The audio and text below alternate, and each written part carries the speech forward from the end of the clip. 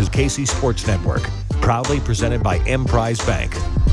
What's going on, everybody? Long time no see, and welcome back to Run It Back here on the Kansas City Sports Network. I am your host, Jazsmin Halliburton, and joined with me is none other than Jon the Shake Grove. Woo!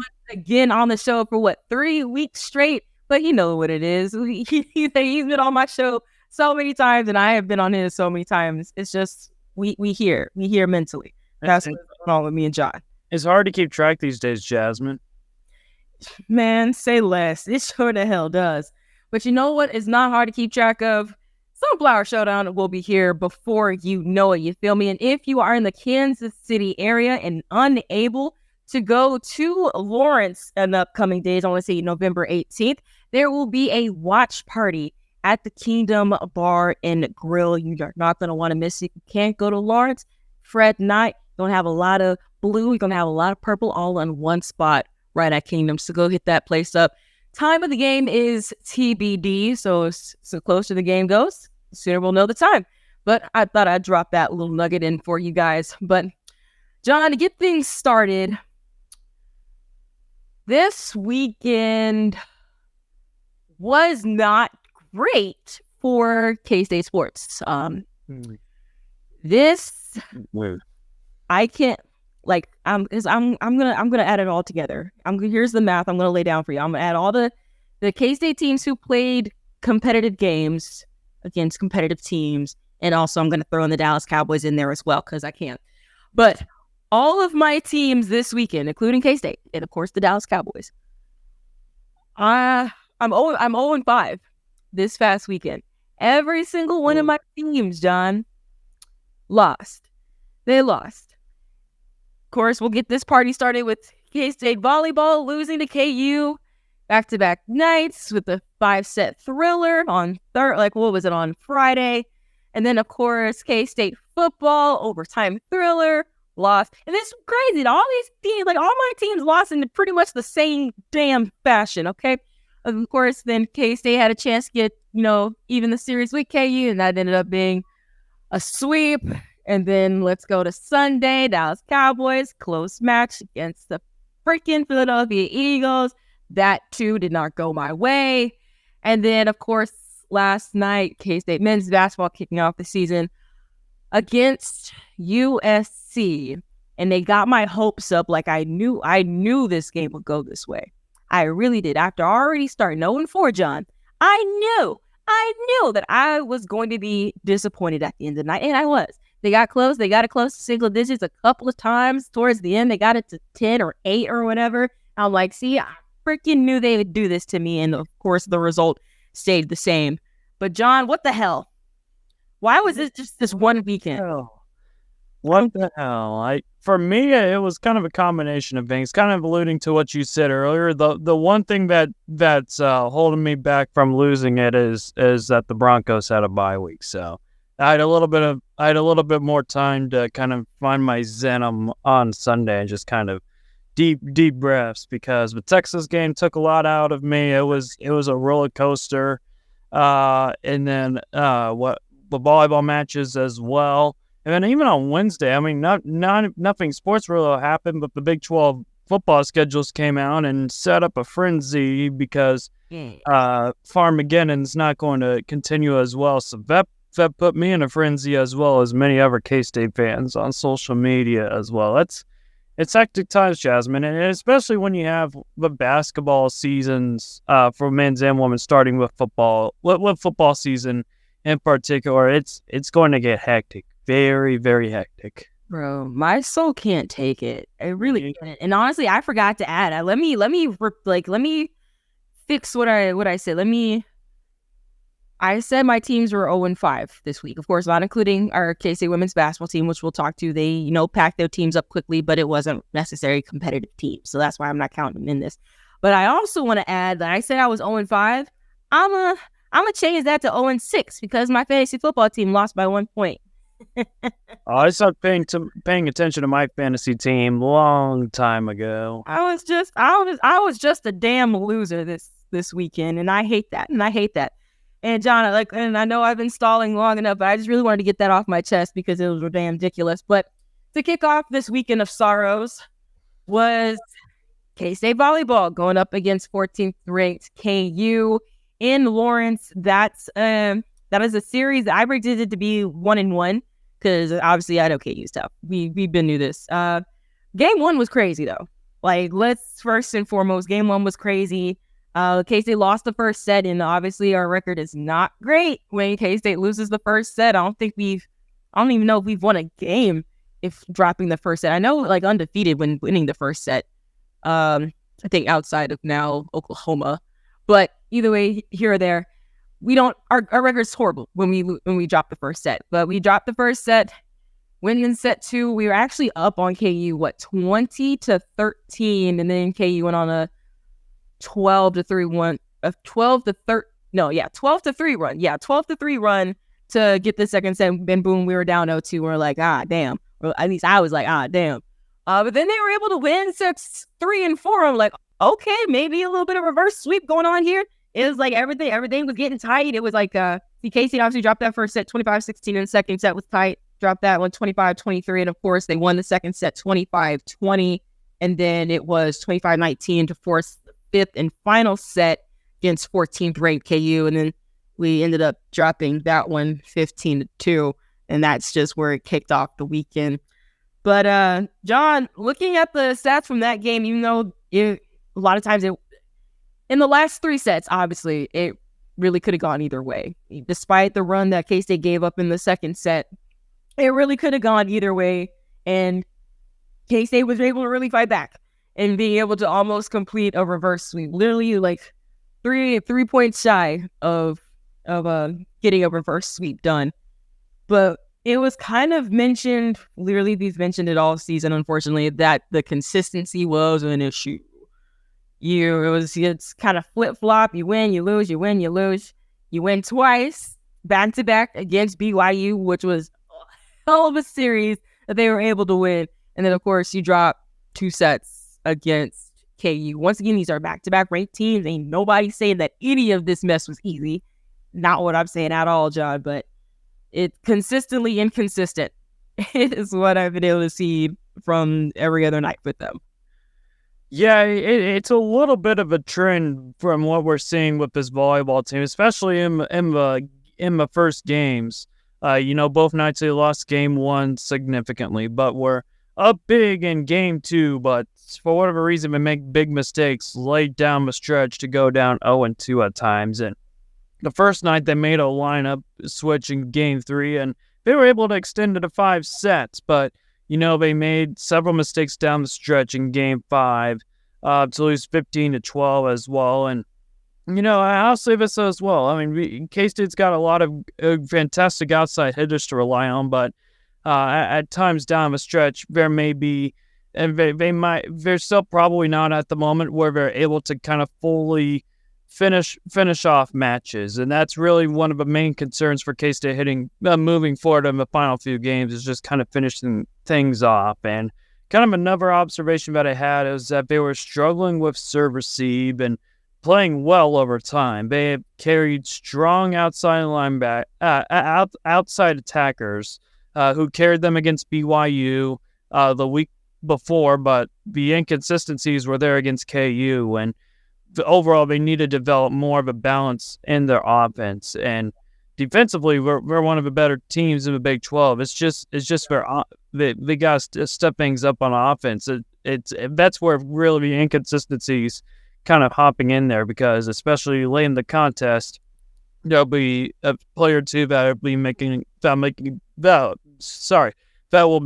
an error down the stretch, which could cost K-State in the long run. And I think I think these are simple fixes, because we've seen them play lights out. And even on their not so great games, a time or two, they're in it. These are games that they're not all right, they get packed up. It's done. Even when they got swept in game 2 against KU, it was still really close matches. It was 25-19, 26-24, 25-23. Okay, it is bits and pieces here and there that makes it kind of teeter as far as their consistency goes. I think it'd be a really easy fix. If not towards like to end this regular season, it'll go into next season. Now I don't know, considering getting swept by KU, their chances, which were already kind of slim to get to the NCAA tournament. I don't know if that will change or how much it will change things. As far as what it will look like postseason wise, I think that not winning a game in Lawrence is going to hurt them. I mean, this is a tough, like we talked about, this is a really tough part of their schedule. The last 10 games, I predicted them to go 6-4, not necessarily in the order that I expected. I expected to win 2 straight against OU. We split that series. I expected to lose both series, like the series against BYU, won both. I expected to split the series against KU. We got swept that one. And now it's still I think, what is that, 3-3 right now? We got 4 games left. I can still have a correct prediction with number 4 Texas, then of course Texas Tech series, and then ending it in Houston, or they're ranked 22nd in the country. So I don't know, John. I'm not sure. Do you have any idea like what their chances would look like, or is we just kind of like throwing something to the wall and hoping it sticks for them to have postseason success if they get to it? Well, kind of looking at BRPR right now, which is the determining ranking factor. If you want to head to the NCAA tournament, you got to have a good strength of schedule right now. And K-State at the moment, they're currently 62nd, which would be 1, 2, 3, 4, 5, 6, 7. I believe 8th in the Big 12 right now. And you probably want to be around the 30s and 40s to be in that safe zone. But at the same time, this season what has and probably will be a season of what ifs. And they've lost several 5-game matches that they should have had. A few early to Rice, to Lipscomb in particular. For sure. That will likely, and this is just kind of my crystal ball right now, but it's not looking likely that they will make it to the tournament unless if they're able to pull off Texas at home. They get the Longhorns on Wednesday, and they traditionally have competed well, and they kept it close with Texas at home. The Longhorns have a really long win streak. They're currently number 3 in the RPI right now. It's a must-win if they want to keep their NCAA tournament hopes alive, and because there's not going to be a whole lot of them left on the schedule besides maybe number 22 Houston on the road as well. And then you also got the Texas Tech games. I believe the Red Raiders are ranked pretty low in the RPI rank, so you can't take any losses to the Red Raiders in that regard either.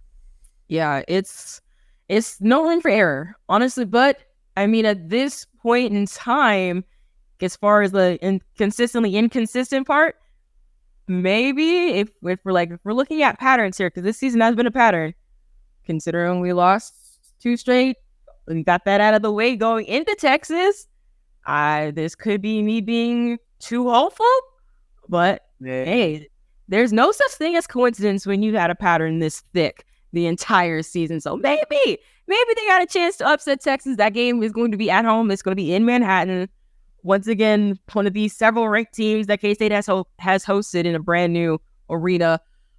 Maybe. I don't know. It's going to take a lot. Texas is undefeated in the Big 12. They're only they're 18-3, of course, 4th ranked in the country right now.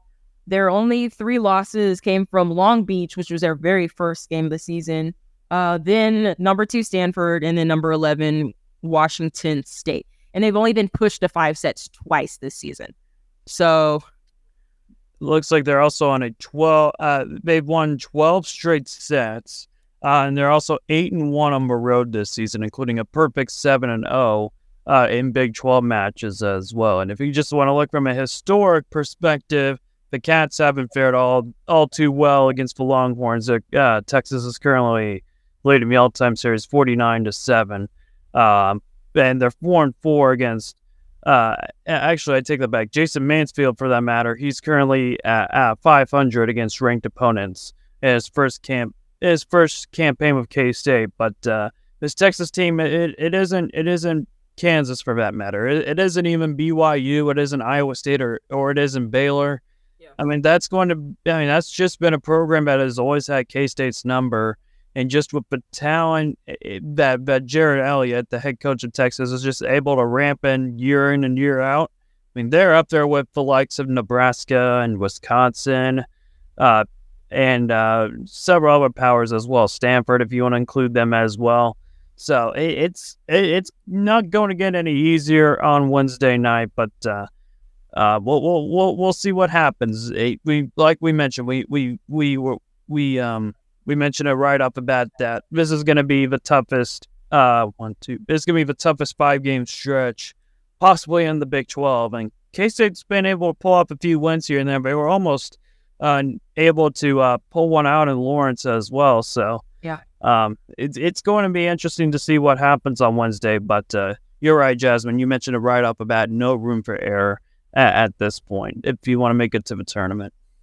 Yeah, gosh, I hate that Texas is so good at so many things. K-State needs more money. But fingers crossed. The chance, I'm always going to think they're going to have a chance. After they prove me wrong against BYU, I'm always going to think that they're going to have a chance. So we're going to keep hope alive. And another thing we need to keep alive is none other than Home Field Apparel. K-State fans, or any fan for that matter, please get all your college gear at homefieldapparel.com. Get your shirts, get your hats, get your hoodies, get whatever the heck you want. Home Field Apparel is going to hook you up. And then also, can't forget Studio Wax.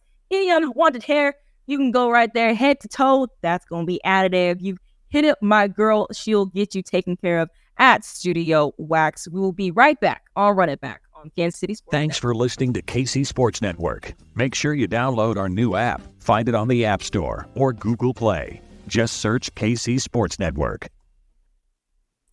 Welcome back to Run It Back here on the Kansas City Sports Network. I am your host, Jazsmin Halliburton, and joined with me is none other than Jon the Shake Grove. 3 weeks back to back being my co-host for tonight's show. And we just talked about K-State volleyball, of course, keeping hope alive in Summerflow, Texas. Consistently inconsistent our volleyball team is, but if you look at the parents, then maybe we might be not too bad against them, their Longhorns down the way. But Jon, I want to say this number and just see if it just what that meaning is for you. 595. When you hear that number, what do you think? 595. 595. You can say I have no idea too. Your guess is as good as mine, Jazsmin. I got no clue. Well, I'll tell you, and I'll tell all of you. 995. That's how many days it's been since Ayoka Lee was on the basketball court playing competitive basketball. 595 days. That's a lot of damn days. That's really almost 600 days without playing competitive basketball. But our 6'6" queen is back. Princess 61 has put her shoes on the floor at Ramblers Coliseum. She back now, baby. She back. She is damn back, and we love to see it. And I get it. They had a little exhibition, and we really want to talk about exhibition games. No, we don't. It's just getting your legs stretched and your arms a little stretched out, whatever. But we're going to talk to the very first game of the season, because I guess if you really want to be super duper technical, I guess it was 593, 92. But I'm not, because right now, this late in the night, that's too much damn math for me to do. But either way, unimportant. K-State women's basketball starting this season, where they are preseason ranked 4th in the Big 12, projected to have a really, really good season. Really good season. Potentially hoisting Big 12 championship trophy at the end of the season. I feel like a lot of things got to go right, because you still got to run through Texas, still got to run through Baylor, and of course still got to run through KU, who won the WNIT and are 3rd ranked for a really good reason, right?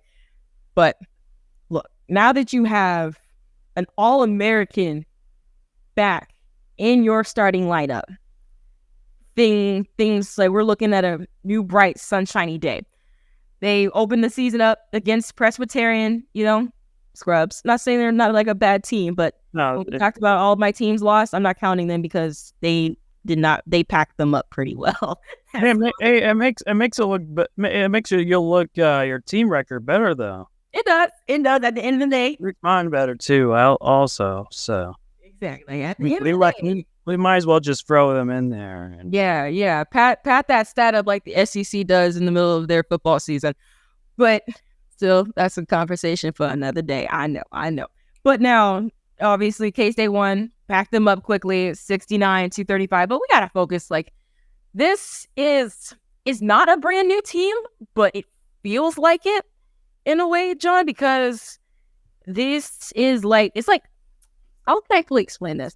It's like three in the past 3 seasons, it feels like 3 different teams with the same players. Does that make sense?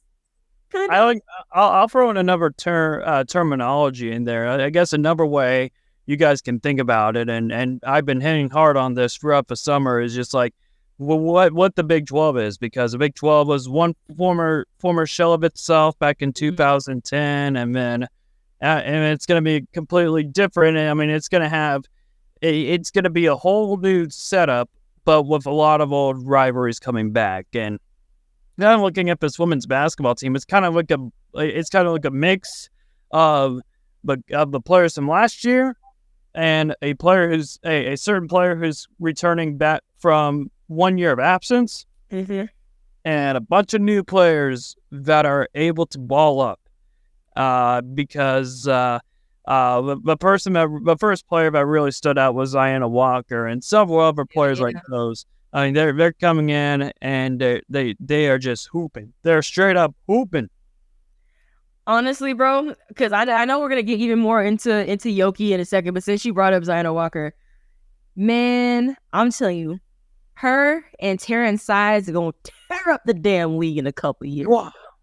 They gonna tear it up. Because I know, like, Ayoka Walker, she was going crazy. Lisa Mima, she hit 100% from the field in this game against Presbyterian. She was 5 for 5 from the field, 3 for 3 from 3, finishing with 13 points. And I know Terrence Sides, her shot wasn't falling the other night, but she had good looks. The shots wasn't falling. She got in early foul trouble, so she didn't really play as many minutes as maybe Coach Minnick was wanting her to play. But, bro, like, Diana was redshirt freshman, Terrence Sides, true freshman. They gonna be playing a lot of ball in the next couple of years. I feel like Terrence Sides, she might be one of the best ball handlers, if not the best ball handler on this team. I'm not even gonna hold you. And she plays so fast for a freshman. Same thing with Diana. Of course, she had that year with Louisville, who was got a really good basketball program first and foremost. She didn't get to play because all the dogs they have on their team. But what she picked up is like she was a 4-star coming out of Wichita, now back in her home state. But Terrence Sides and Ayoka Walker, they gon' run through everybody, because I think those might be the 2 fastest players on the team, and they're going to be ridiculous. I'm talking about high pace, fast pace offense in the next couple of years coming from those 2. Not to mention Eliza Maupin, who's probably going to be at the depends who else they get. Of course, they have Amani as well, but for her, either at the 4 or the 5, this is going to be a fast-paced offense in the next couple of years. But I know that's the next couple of years. You got to focus on the now, because I'm even getting more excited just seeing that those 2 just going to cause absolute hell in the Big 12 in the next few years. But with the 595 days with Ayoka Lee missing basketball, she had 14 points, 7 rebounds, 2 assists, 2 steals, 3 blocks, and 22 minutes of play.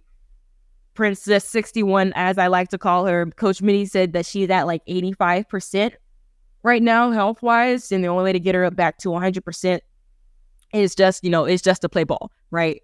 And I mean, she's still looking good. There's a lot of things you haven't played in such a long time. That's why you need these exhibition games. That's why you need to play some of these scrubs to get your feet wet again. And in the exhibition, she already had a double-double.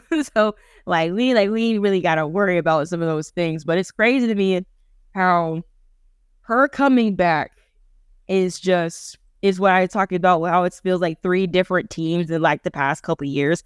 Because I'm going to get into this defense in a minute because this defense is going to be a staple of this team. But offensively, kind of noticed, John, I don't know if, like, I'm sure you've noticed, like, this past game, offensively, the stuff, it wasn't quite there yet. Yeah. Because, like, going back to with offensively, like, Coach Mitty has had to have 3 different offensive game plans the last 3 years, essentially. Because, like, first you have your All-American, obviously, in Ayoka Lee, and then surrounded pretty much by freshmen, right? With the Glenn twins, with Serena Sundell, a lot of freshmen with Ayoka Lee going to be at the center of it. So, of course, your offense had to run through her. What did we see in that offense 3 years ago is where you had three people on Ayoka Lee in the paint and leaving the Glenn twins, Serena Sundell, them as freshmen really wide open at the 3-point line, and they weren't going to take the shot, right? So that was where the offense was generating with them as freshmen, and Ayoka Lee being, of course, the best player on the floor, which she still is. And then year 2, you have no Yoki. You have these freshmen who are now sophomores, and now you got to develop them and how to run their offense with no staple essentially dominating the paint, right? And then boom, now you move on to this year. Go ahead, John. Go ahead. And part of that as well with Ayoka Lee not playing as well, you're not going to have. I mean, you weren't going to have a reliable scorer, so it was a perfect opportunity for the returning players who were from a freshman to their sophomore years. It was their chance to kind of amp up their offensive production numbers as well. For sure, and obviously you get Gabby Gregory, who to me was like a fantastic surprise. Of course, like she had some injury bugs when she was with Oklahoma, so we didn't really see her full potential there. So of course, her coming here obviously damn straight helped because she was like Big 12 leading scorer. But of course, you see like offensively the confidence in Serena Sundell, in Jalen and Briley Glenn, and in like other people on the team. Obviously, Eliza Maupin getting a lot of minutes as a freshman as well at that time last year, trying to find someone who can solidify that center spot. Obviously, Heavenly Greer, and so you have that offensive scheme with them. Like, where's points? Points got to come from literally somebody else. But now you have all those people I just name dropped, like develop into really strong players, and then bloop, just go and drop Ayoka Lee, and then now you just got to figure out how your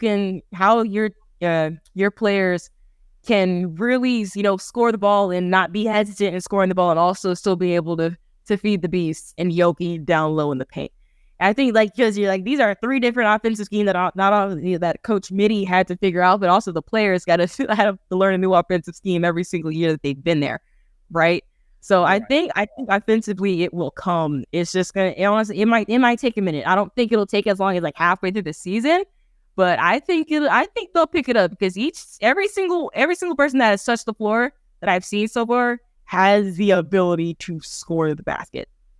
Like I don't really see anyone as a liability. I think overall right now, and you hit on it, Jazsmin. I don't think the offense is there fully yet. I think part of it is that they've been the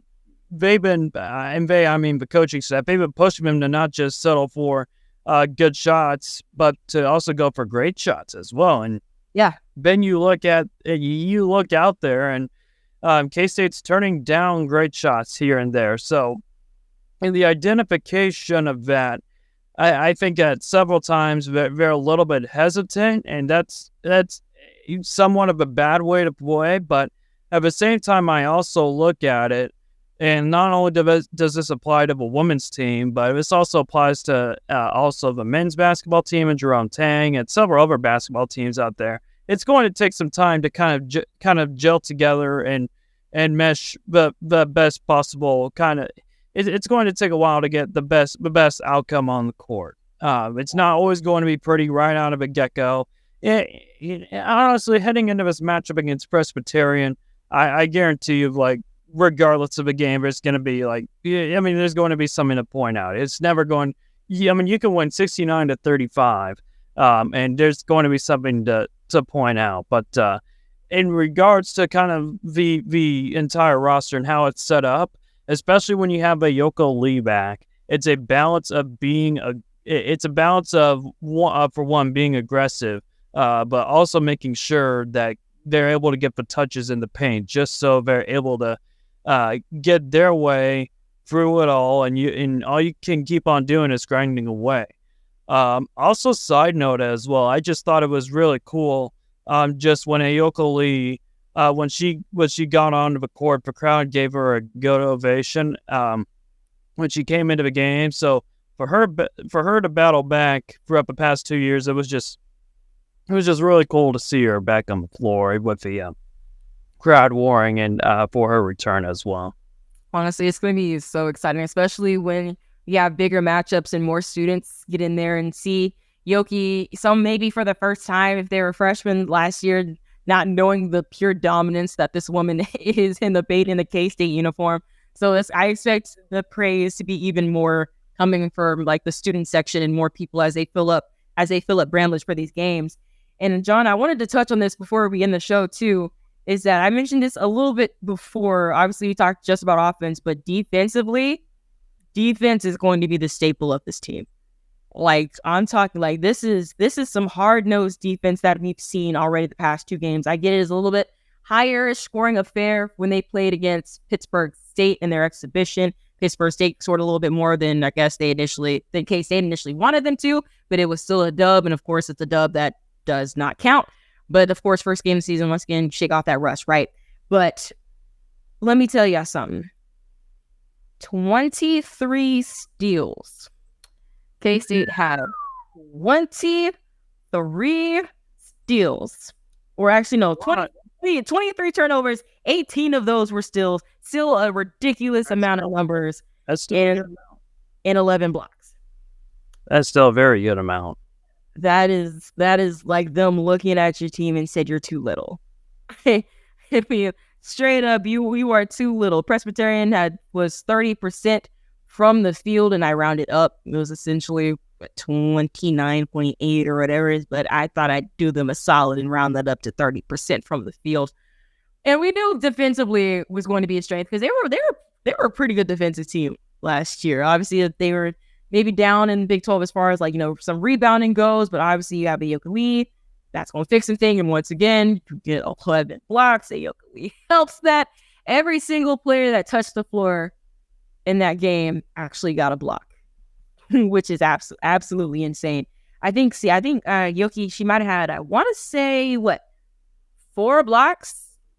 Yeah, I think either 4 or 5 blocks, and of course, Taryn's side, she's had 1 block. So I think everyone up and down that lineup that played the other day, block. You ain't getting jack diddly squat. All you getting is 35 points and a bus ticket back to wherever Presbyterian is.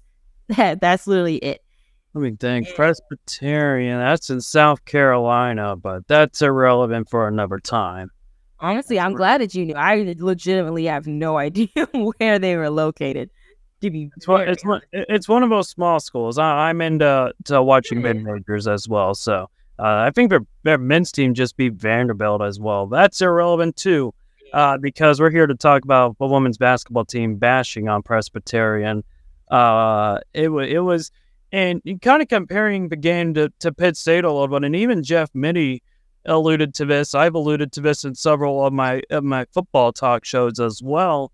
I thought K-State had a better killer instinct over Presbyterian. I just felt as if they let Pitt State off the hook when K-State killed the dribble at times. I thought K-State played a lot more aggressive when they had their opportunities to get steals. Overall, it just felt like defensively they've gotten a whole lot better just when it comes to the killer instinct and not letting anybody else off a hook. Which right there is the 23 turnovers, 18 steals, and if they're able to keep on. It's really also keeping the smaller guards and in front of us, in front of the K-State team fully in check. Yeah, I think another thing to point out as well is it's keeping the smaller guards in check in front of K-State. And, the length has got to play in that. You've got to block some shots as a guard as well. Not just Ayoka Lee. You got to block shots as an entire team. And we saw it last year as well with Serena Sundell going up for several blocks. I think Emily Eber got a block or 2 here or there as well. So Overall, it's just getting all kinds of defensive contributions from many players and not just from Ayoka Lee. Oh, then they're going to get it because honestly, like I feel like I know like Ayoka Lee would be obviously the popular answer, but like the defense runs through Jalen Glenn.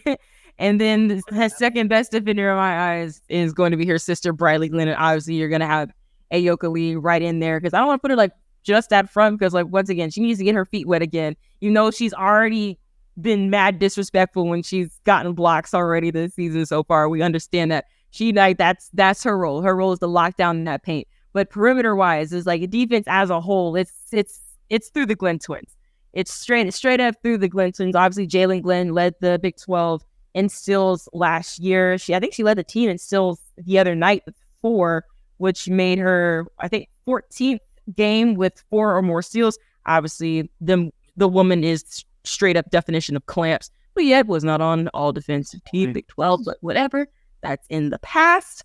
But that's it. That's going to be a staple of this team. They're going to have the 2-3 zone from hell. Even though I know they didn't show it against Presbyterian because Presbyterian is a really good 3-point shooting team, and that's not known with a good shooting team.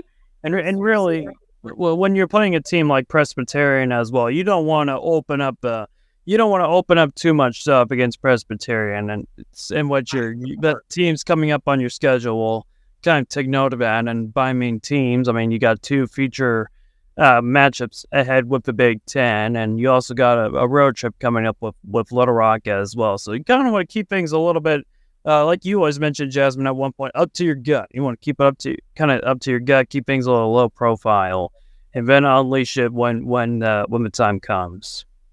Oh, for sure. I really want another upset against Iowa. Last year, amazing. Last year completely took me by utter surprise. Held Caitlin Clark to under 30 points. Barely anybody has been able to say that. All right. And most of them came from the free throw line. I do remember because I called that game. But don't know if it'll be 2 years in a row. They go to Iowa, and that is a really daunting place to play. And obviously, Caitlin Clark is the definition of a pure dog. Okay, so the one thing that's making it not as daunting as it is that it's not played in their football stadium. That is a plus. Because we did have a women's basketball game prior to their regular season against DePaul, and that was in Kinnick Stadium for that matter as well. They were trying too hard to become Nebraska volleyball, trying with this trend, but it didn't pan out too well. So we'll see what happens. It was positioned so weirdly. It was like definitely. If you were on the other end zone, you couldn't see Jack Diddley squat.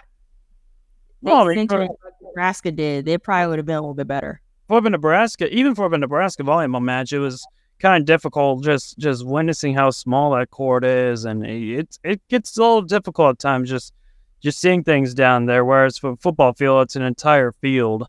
You can get a little bit more of a broader scope of where players are running, which hash mark it is, which yard line it is. So. They tried to pull it off, and they failed. They failed. Well, they still brought the numbers, and of course, you ain't gonna have that issue when they in their arena and it's loud as hell in there, because that's gonna be tough. It's gonna be tough. Unfortunately, K-State beat them in front of a not so great crowd. That's going to be the quite opposite going into it, because it's gonna be a bigger crowd. People gonna know that K-State gave Iowa one of its few losses last season, and Caitlin Clark, I feel like she has a vengeful spirit in her. So we're gonna hope for the best. We're gonna hope for the best. But guys, that's going to be the end of Run It Back tonight. I appreciate you for coming in and listening to us talk that talk, walk that walk, and we'll see y'all again next week. Jazsmin Halliburton.